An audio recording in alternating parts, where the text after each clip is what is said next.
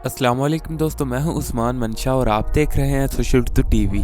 दोस्तों, क्या Brock Lesnar अगले मंडे नाइट रॉ के शो में रिटर्न कर सकते हैं? और अगर वो WWE में रिटर्न करते हैं तो उनका रेसलमेनिया पर किसके साथ मैच होगा? आज हम इसी के बारे में बात करेंगे। और इसके अलावा रोमन रेंज को ल्यूकीमिया से सेहतयाब हुए आज 2 साल हो चुके हैं और इस पर रोमन रेंज ने ट्वीट भी किया। और इसके अलावा द फील्ड का रिटर्न कब होगा, इस बारे में भी बात करेंगे। तो इस वीडियो को आखिर तक जरूर देखिएगा। तो बिना देर किए शुरू करते हैं।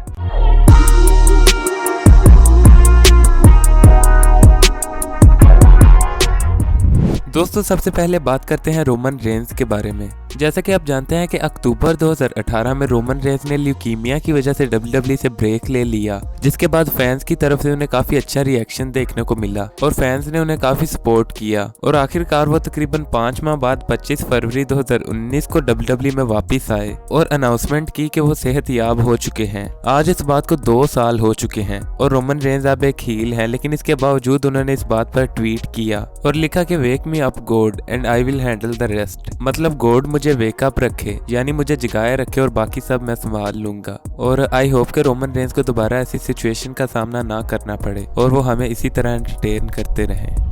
अगली अपडेट के बारे में बात करते हैं, जो है द फील्ड ब्रे वाइट के बारे में। अब द फील्ड की स्टोरी लाइन रैंडी ऑर्टन के साथ चल रही है, लेकिन पिछले कुछ अरसे में रैंडी ऑर्टन द फील्ड की स्टोरी लाइन के अलावा भी कई फ्यूड्स में शामिल थे, लेकिन अब वो वापस इसी स्टोरी लाइन में आ चुके हैं और लगता है कि द फील्ड भी अब जल्द रिटर्न करेंगे, क्योंकि रेसलमेनिया पर the field versus Randy Orton का मैच तकरीबन कंफर्म हो चुका है। और अगर बात करें कि द फील्ड कब रिटर्न करेंगे, तो शायद वो अगले किसी रॉ के एपिसोड में रिटर्न करें, लेकिन ज्यादा चांसेस हैं कि वो फास्टलेन पेपर व्यू पर रिटर्न करेंगे। और अब उनका रिटर्न इसलिए ज्यादा एक्साइटिंग होगा क्योंकि वो पहले रैंडी ऑर्टन के हाथों जल चुके हैं और इसलिए उनका रिटर्न सीधा साधा नहीं होगा, बल्कि कुछ इस तरह हो सकता है कि शायद वो आग में से वापस आए या वो किसी सेगमेंट में दोबारा जिंदा हो। इसलिए द फील्ड का रिटर्न बहुत इंटरेस्टिंग होगा। और आप द फील्ड और रैंडी ऑर्टन की स्टोरी लाइन के बारे में क्या कहते हैं, हमें कमेंट सेक्शन में जरूर बताएं। और आखिर में बात करते हैं ब्रोक लेसनर के बारे में। दोस्तों, ब्रोक लेसनर रेसलमेनिया 36 के बाद WWE में अपीयर नहीं हुए और अब उनका रिटर्न एक्सपेक्ट किया जा रहा है कि वो बॉबी लैशली के साथ फ्यूड करने के लिए रिटर्न करेंगे। और रूमर्स ये भी आ रहे हैं कि वो रॉ के एपिसोड में रिटर्न कर सकते हैं जब Bobby Lashley WWE championship win करेंगे,